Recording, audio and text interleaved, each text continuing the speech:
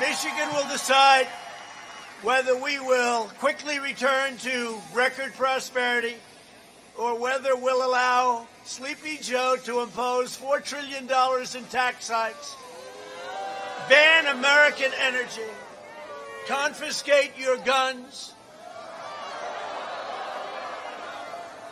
shut down the economy and tell your governor to open up your state.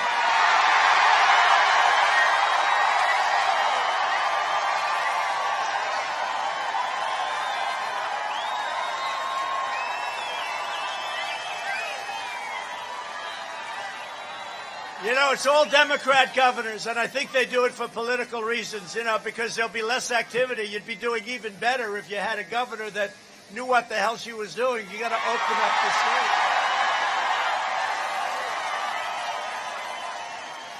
And also, you have to have a governor because, right now Michigan's lagging. Great football, great coach, great team. We want a governor, John James, that's going to let Michigan play Big Ten football this year.